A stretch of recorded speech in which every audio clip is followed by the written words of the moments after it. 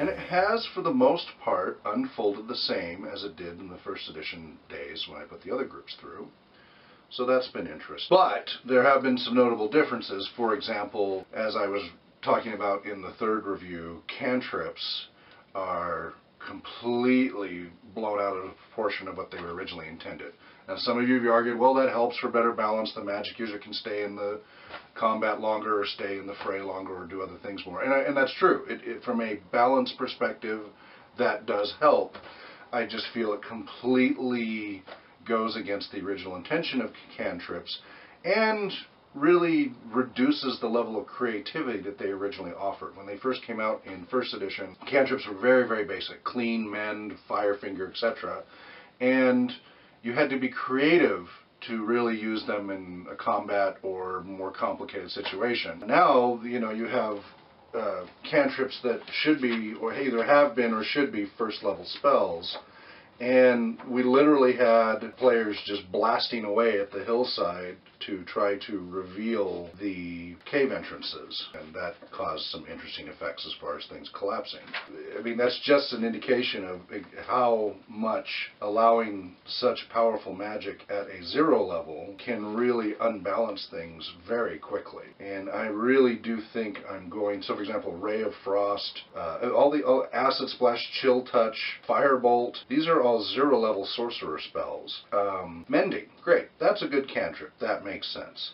Maybe Light, I don't think a full version of Light should be at the cantrip, maybe a small, very reduced version at most.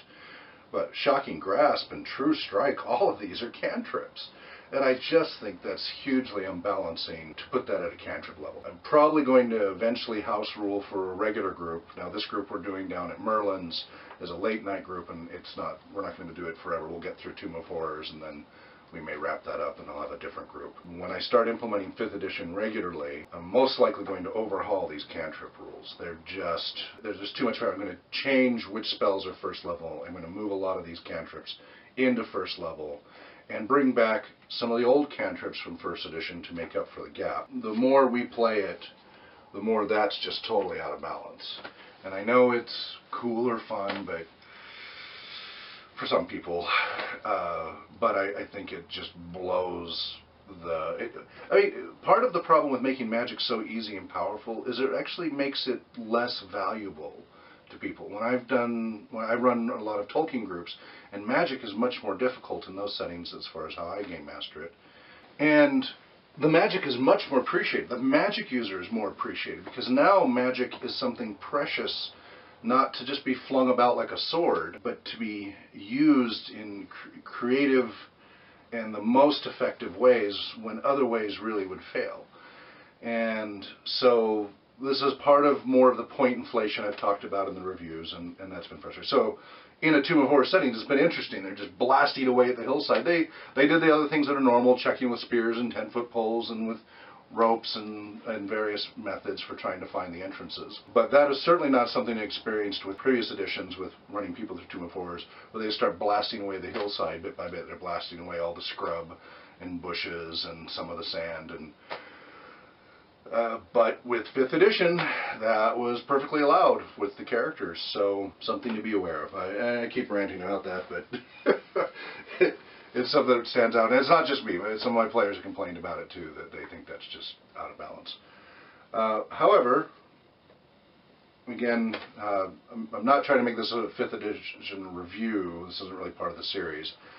Back to Tomb of Horrors, it's interesting to watch as the players have to puzzle through the difference in play style when it's coming from the players rather than being able to just do a dice roll and let the game master tell you what the results are rather than really thinking out how would my character move around and do this. So I think it's a really good exercise no matter what edition, no matter what role-playing game system, to have players at least once have that closer mesh of the player and the character and having to actually use their minds to figure things out, for better or worse. And then get them into using the game system and separating the character more and more, and really having that separate character knowledge and player knowledge.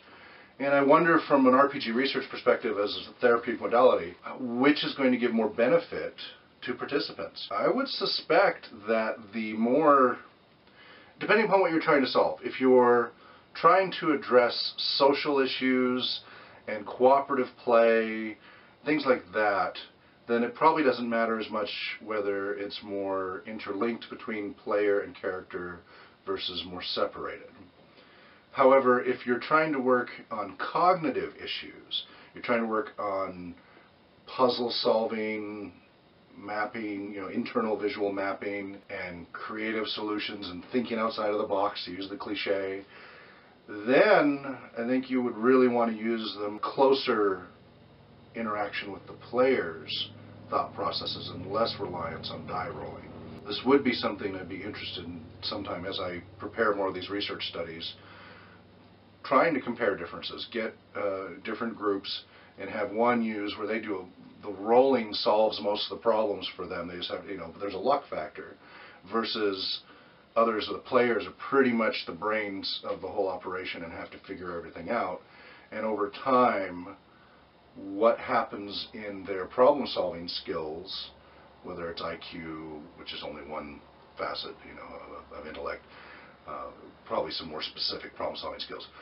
I would suspect, just hypothesizing here, that the group that had to think for themselves rather than rely on their characters' roles would probably score higher on that problem-solving.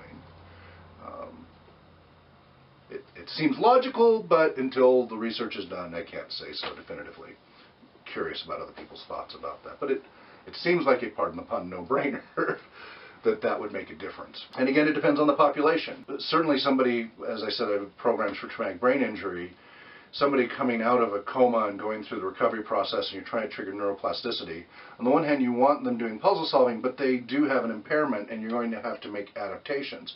And that's certainly where rolling and relying on the system, at least initially, would help them. And maybe over time, rely less and less on the roles and increase more and more their own problem solving.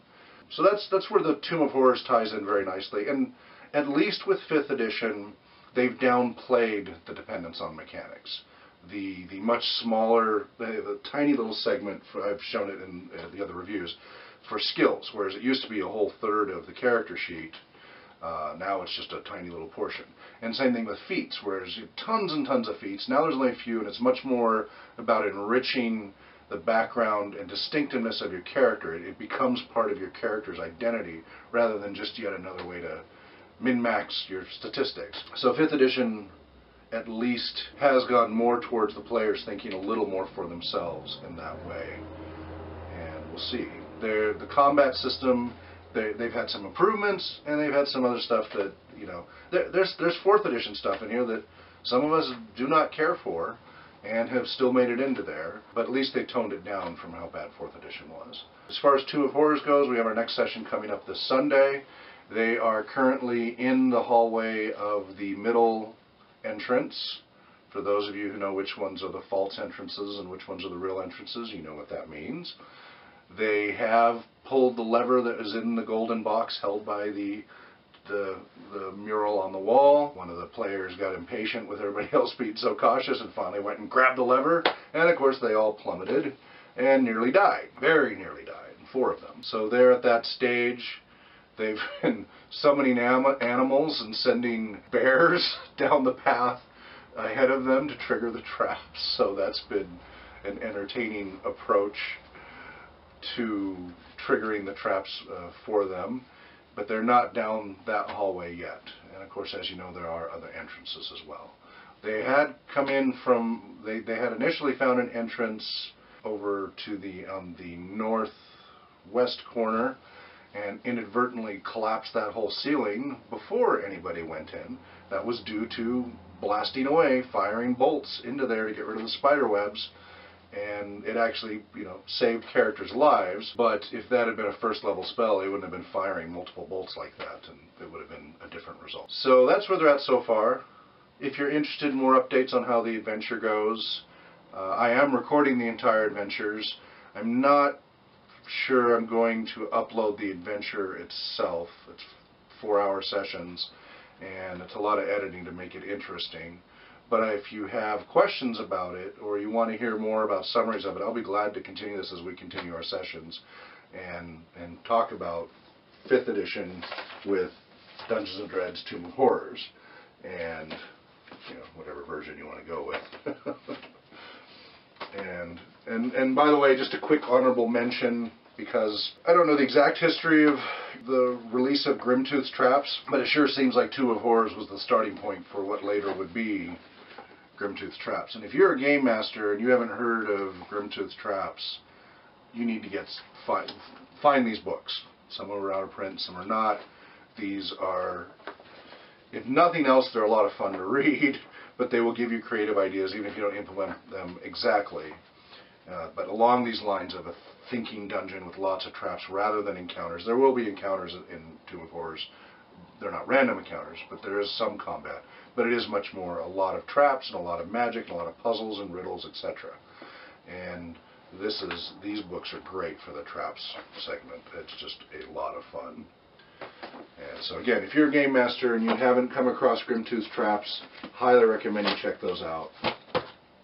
And if you want to try Tomb of Horrors, I've found a lot of copies floating around out there at pretty reasonable price, in the single digits to get older copies. And of course they did reprint that hard copy Dungeons of Dread, which also has the fun, they're all a lot of fun, with White Plume Mountain, Expedition to the Barrier Peaks, and the Lost Caverns of Sodscat. Expedition to the Barrier Peaks is a hoot because it's a crashed spaceship and veggie pygmies. So those bring back memories for those of us who have been gaming a little longer. So I hope you found this kind of rambling, meandering monologue interesting. If this is not really the kind of thing you want to hear, let me know. I'll stick to some of the other pieces. But I just felt like sharing the interesting challenges of Tomb of Horrors, the classic stuff, with 5th edition, and some of the observations there. And if you'd like to hear more as the sessions come out, I'll gladly take 5 or 10 minutes to hurry and throw those out for you and welcome your feedback. RPGresearch.com